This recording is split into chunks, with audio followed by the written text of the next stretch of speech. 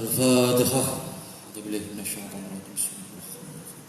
Alhamdulillahirabbil alamin arrahmanir rahim maliki yaumiddin. Iyyaka na'budu wa iyyaka nasta'in ihdinas siratal mustaqim siratal ladzina an'amta 'alaihim ghairil maghdubi 'alaihim waladdallin. Amin. A'udzubillahi minasyaitonir rajim. Bismillahirrahmanirrahim. Qala al-mu'allif rahimahullahu ta'ala wa nafa'na bih wa bi ulumihi fid dharain amin.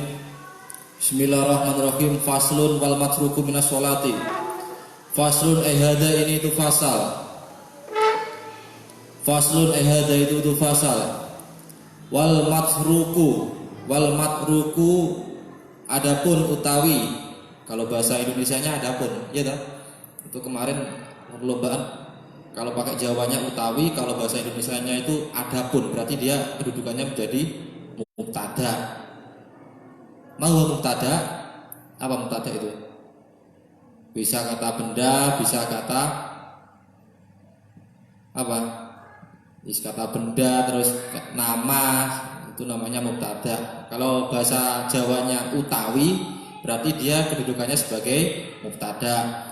Tapi kalau bahasa Indonesianya itu adapun, ya. Adapun kalau khobar bahasa Jawanya itu iku, berarti dia menjadi khobar. Tapi bahasa Indonesianya itu, ya. Maf'ul itu objek. Maf'ul itu objek.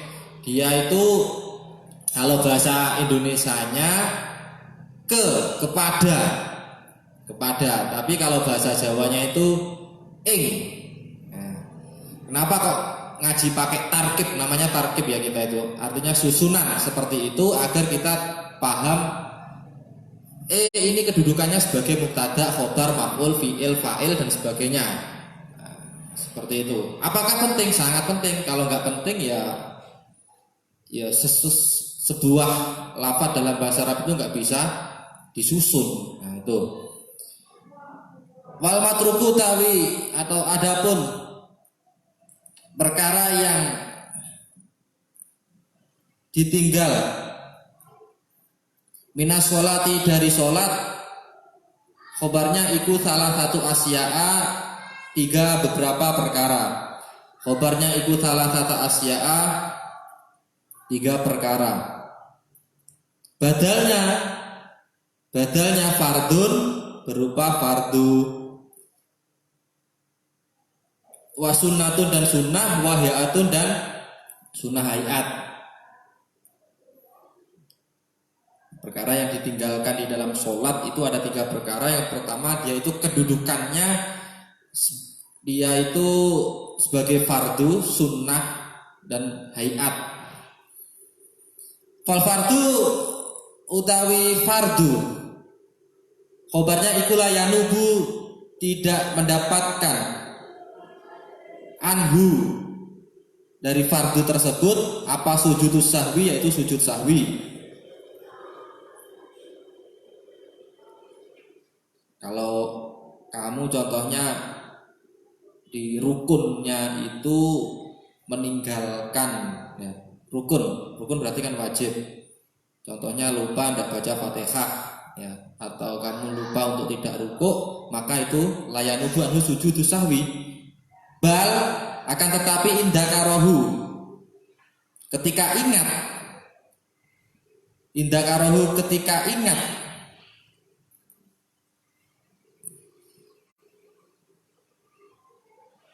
wazamanu tawi zamannya, berarti waktunya. Khobarnya iku koribun dekat, ata yang datang, bihi kembalinya kepada fardu.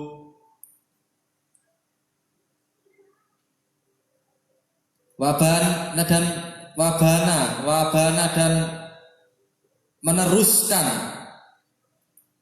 alaihi kembalinya kepada fardu.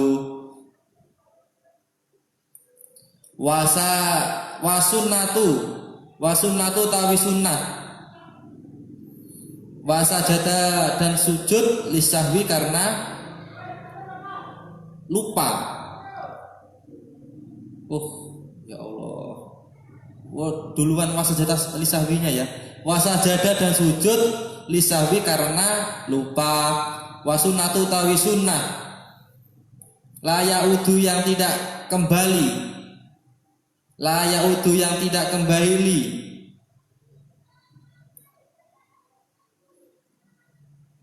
ilaiha kepada sunnah, ba'da talabasu setelah memakai bil fardi dengan fardu, lakinnahu akan tetapinya seseorang tadi iku yasjudu sujud siapa man lisahwi karena lupa anha dari sunnah tersebut. Wal hayatu tawi hayat sunnah hayat. Sunnah hayat itu seperti membaca tasbih ya, membaca tasbih itu namanya sunnah hayat.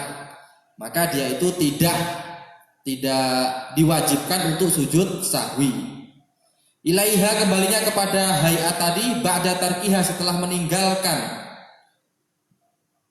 apa sunnah hayat, walayah judu dan tidak sujud, walayah judu dan tidak sujud lisahwi karena lupa anha dari hayat.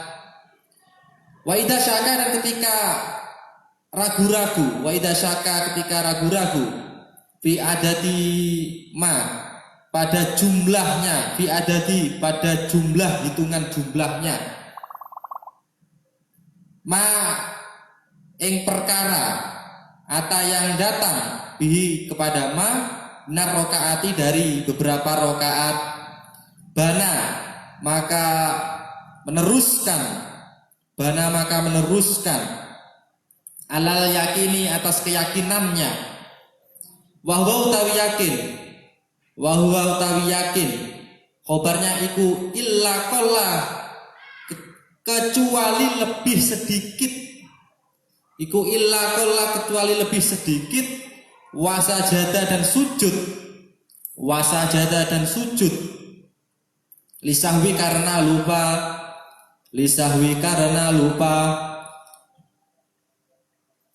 wasujudu sahwi utawi sujud sahwi iku sunnatun sunnah, wa mahaluhu utawi tempatnya sujud sahwi itu khobarnya iku qabala salami sebelum salam. Jadi ketika kita tadi meninggalkan rukun, salah satu rukun berarti kewajiban, maka ketika kita ingat maka kita harus melakukan apa? Sujud sahwi. Tapi ketika itu rukun berarti wajib.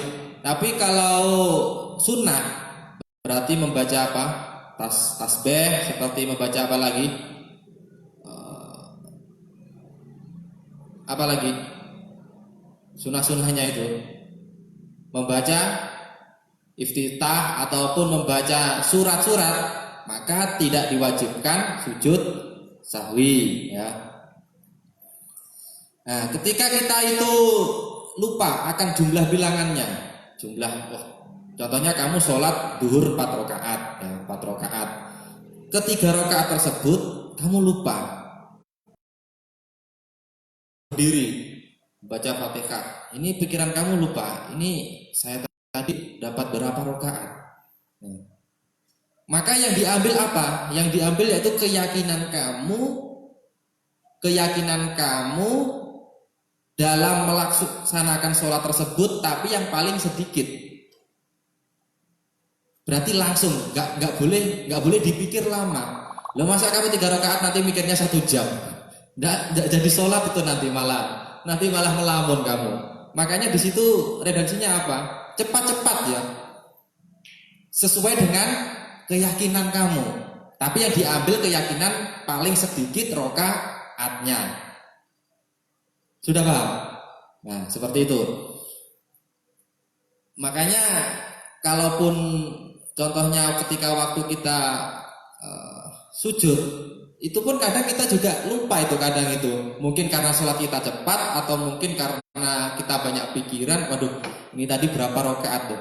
Jangan dipikir-pikir terus. Itu namanya syak, keraguan.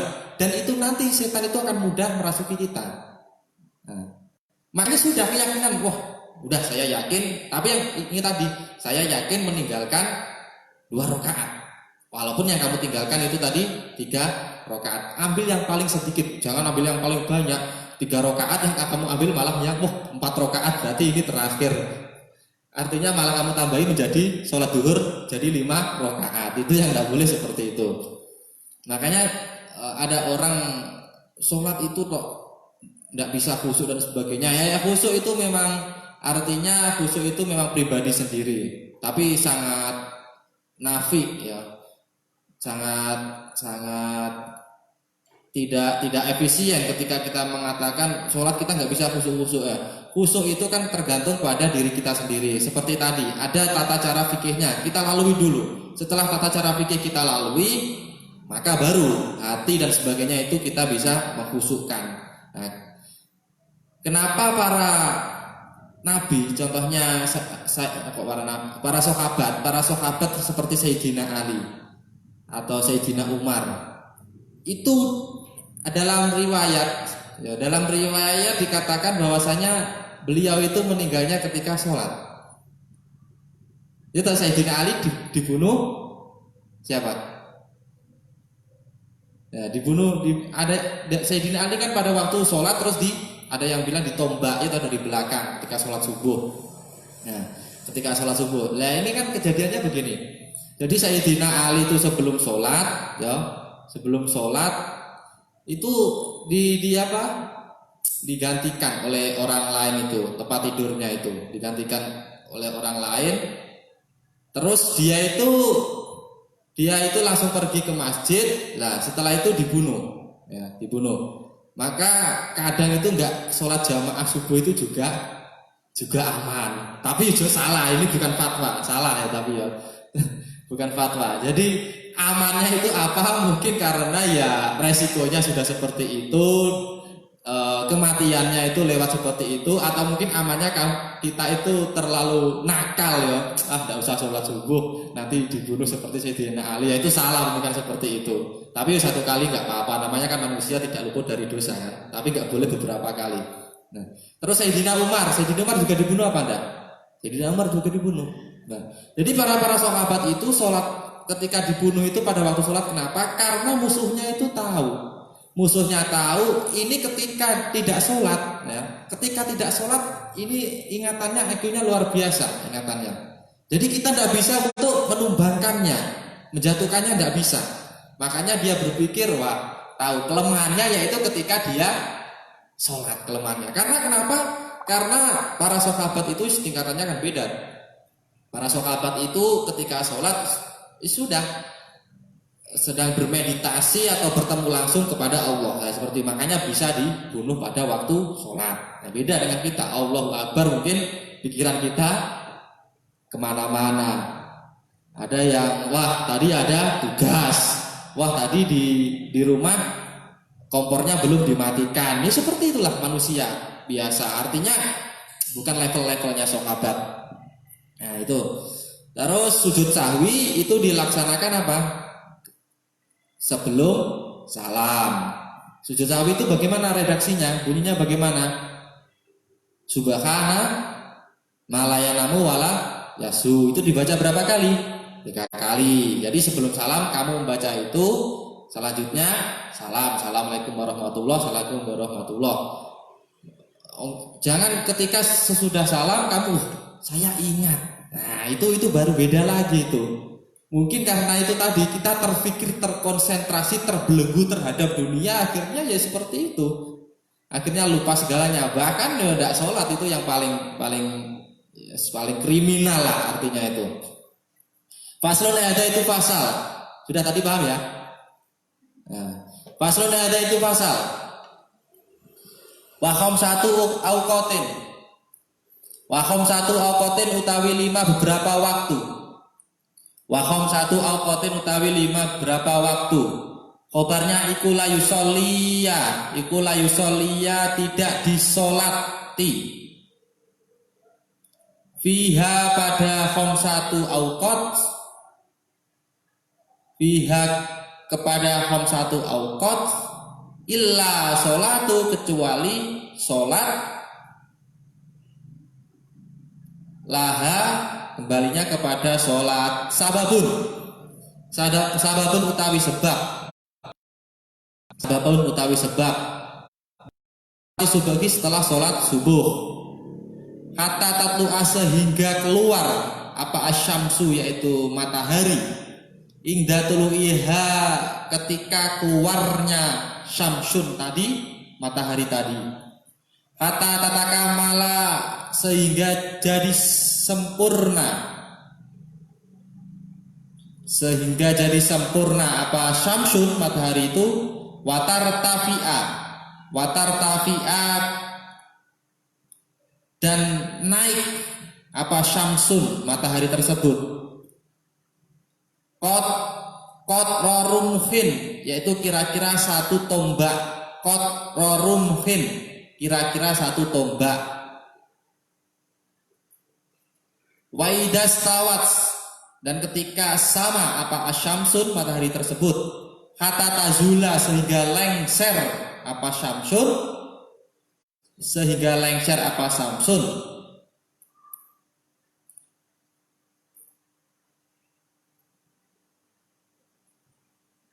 wahata taghruba dan sehingga tenggelam apa asyamsu matahari wa indal gurubi dan ketika tenggelam hatta yatakamala sehingga sempurna fiilnya apa guru buha yaitu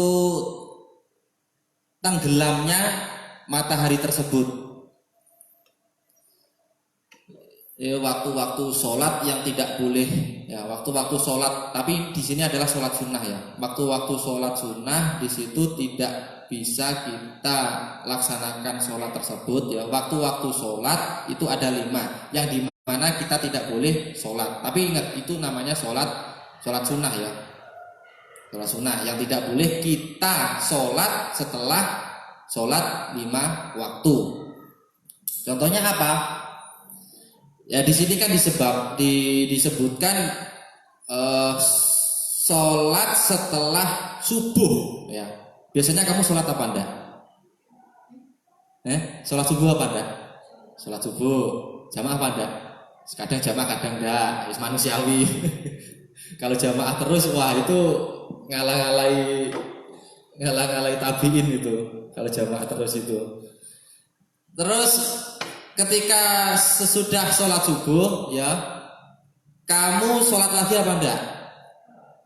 Ya, enggak sholat. Nah, jadi dijelaskan juga di dalam kitab Kasifatus Syajah yang milik Syekh Nawawi Al-Batani. Makanya saya berulang-ulang kali mengingatkan bahwasanya kita itu harus menggali produk lokal ulama kita. Agar kita itu tahu ternyata keistimewaan ulama kita itu tidak kalah dengan internasional. Seperti Syekh Nawawi Al-Batani itu kitab karangannya banyak seperti Kasifatus Syajah dalam kitab fikih itu juga membagi menjadi 5 macam ya. Yang tidak boleh sholat setelah sholat 5 waktu sholat sunnah. Di situ dijelaskan bahwasanya juga sama dengan seperti ini sama saja. Jadi setelah sholat subuh ya, contoh sholat subuh itu jam 4 terus matahari itu kelihatan naik itu sampai jam 5. Maka ketika sholat subuh kamu jam 4 lebih 15 kan sudah selesai.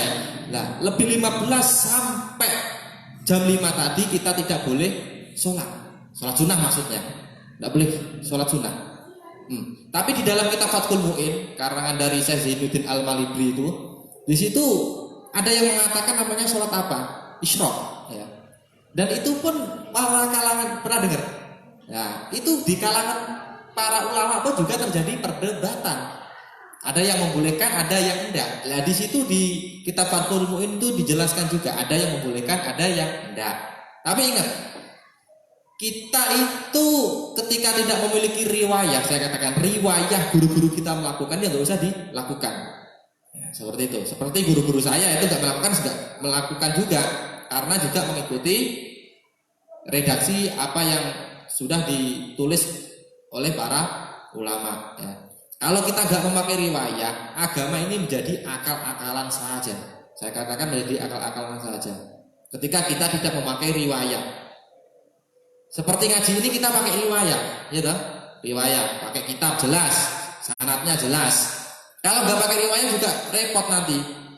Contohnya di dalam Quran itu mislu hadil unsayain. Jadi laki-laki itu mendapatkan warisan berapa? Setengah, ya toh? Setengah.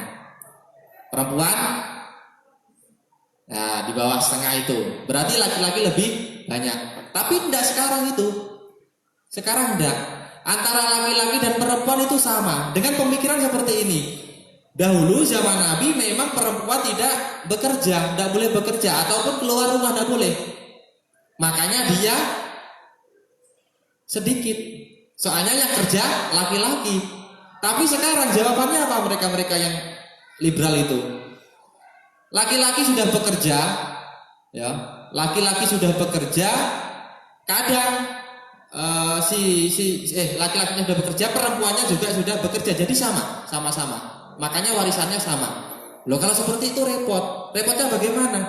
Warisan itu kan diberikan ketika seorang bapak, contohnya meninggal, si A ditinggal bapaknya, ya ditinggal mati ya maksudnya itu, bukan ditinggal pergi kemana itu, tinggal meninggal lah.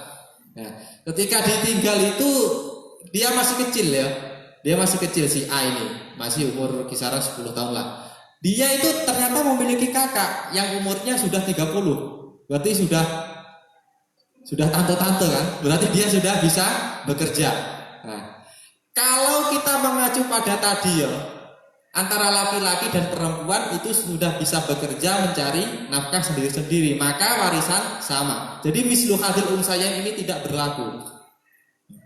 Lah kalau kasusnya seperti itu tadi, kita kok malah gak dolimi istilahnya. Gak dolimi bagaimana? Ketika disamakan ya 100 juta contoh bagi dua, seret 50 ya. Si kecil ini sebenarnya kan umur 10 tahun kan masih membutuhkan biaya yang banyak toh. Sedangkan kakaknya sudah tante-tante ini sudah umur 30, dia sudah bekerja sendiri. Kalau dibagi 50, ini masa aktifnya lebih panjang mana? Yang kecil. Ya toh? Berarti kebutuhannya juga berbeda. Bisa dikatakan kita malah dolim. Lah ada ini seperti pemikiran Sahrul itu, Muhammad Sahrul itu, yang kemarin yang dipakai disertasi salah satu siapa itu, Milkul Yamin itu loh, sudah buka, ya loh. Ada salah satu seseorang itu dosennya, dia membuat disertasi itu loh, kesetaraan itu loh, seperti itu, Milkul Yamin dan sebagainya itu. Belum pernah dengar? Aduh, ya gimana ya? Dia itu memakai gagasan dari Sahrul juga. Namanya gagasan kan terserah. Gagasan sesat apa enggak kan terserah kan. Ya udah apa-apa pakai gagasan itu, tapi kalau enggak dibantah pun juga akan teori itu akan runtuh sendiri, Ya, itu tadi kalau agama hanya buat akal-akalan. Nah, sudah jelas itu. Nah, seperti sholat Isra tadi, sholat Isra itu ada yang bolehkan, ada yang enggak, tapi saya pribadi tidak melaksanakan ya. Seperti itu juga. Seperti setelah sholat asar. Setelah sholat asar kita boleh apa enggak sholat? Ada lagi? Enggak. Ya, ini kita itu ditekankan ya di sini ada titik penekanannya. Tidak boleh melakukan sholat setelah sholat sunnah ya maksudnya. Setelah sholat 5 waktu sholat wajib itu dengan alasan apa? Tidak ada sebab. Tapi ketika kita contohnya sholat tahiyatul masjid sesudah sholat asar, itu kan ada sebabnya. Berarti kita sebelum sholat tahiyatul masjid kita memasuki masjid, maka boleh. Yang ditekankan di sini adalah seperti apa? Sholat gerhana bulan dan gerhana matahari itu pun juga boleh. Ya seperti itu. Yang menjadi titik tekannya apa? Antara ada sebab dan tidak ada sebab. Nanti kamu salah persepsi, tetangga kamu meninggalnya setelah asar, setengah 5, berarti kan masih asar ya toh. Tadi katanya nggak boleh sholat sunnah ya, sholat sunnah. Maka itu nanti udah mayatnya ditinggalin nanti nunggu malam. Kasihnya nggak seperti itu. Nanti dia bangun lagi malah repot nanti. Gimana sih saya kok nggak segera disolati? Ini dia malah bangun malah repot itu nanti.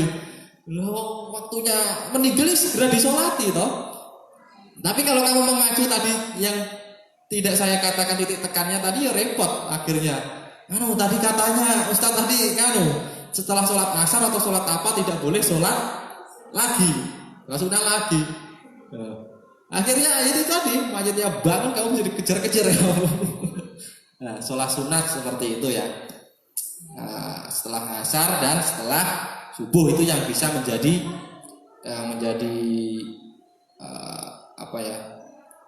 yang menjadi biasanya yang terlihat. Tapi beda ya ketika berada di Mekah. Ketika berada di Mekah itu kan terserah melakukan sholat itu apa terserah kan. Karena ada hadisnya Nabi kalau tidak salah dalam kitab Nasai Nabi mengatakan jangan kalian itu meninggalkan atau melarang tawaf dan sholat ketika dia fil baiti di rumahku. Every time, setiap saat terserah kamu sholat. Nah ini tadi titik tekannya berarti kecuali ada di Mekah. Sudah paham? Makanya di Mekah kan yang pernah kesana kan sholat kan every time itu tadi waktunya kan terserah. Kalau di luar itu ya itu ada batasan-batasannya. Sudah seperti itu.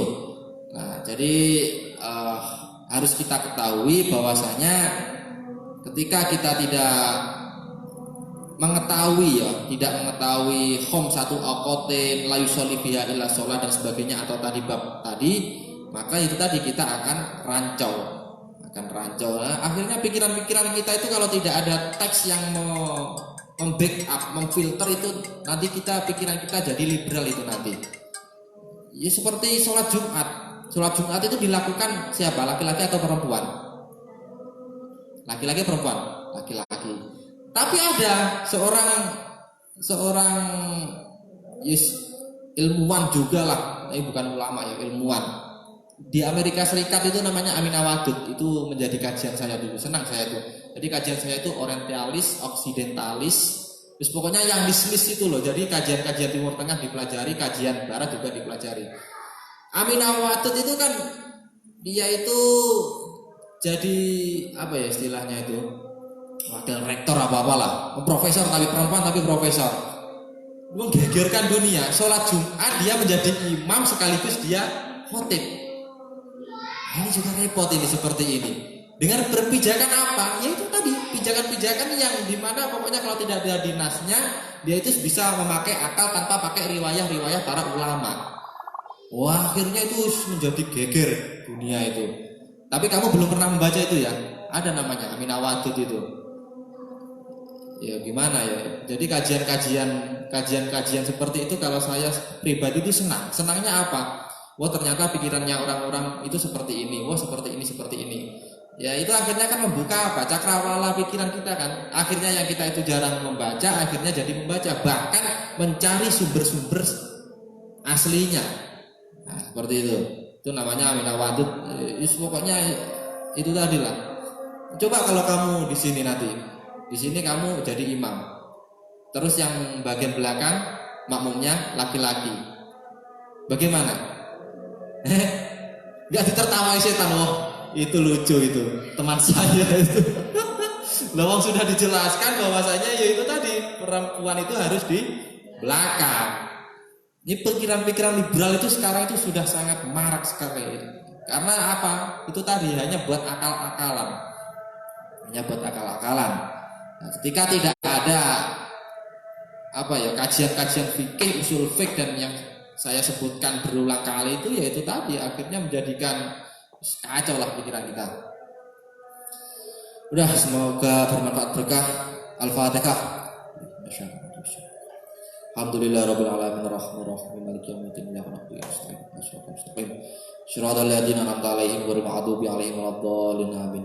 Bismillahirrahmanirrahim. Subhanallah wa bihamdihi adada khalqihi wa ridha nafsihi wa zinata arsyihi wa midada kalimatihi. Subhanallah wa bihamdihi adada khalqihi wa ridha nafsihi wa zinata arsyihi wa midada kalimatihi. Subhanallah wa bihamdihi adada khalqihi wa ridha nafsihi wa zinata arsyihi wa midada kalimatihi.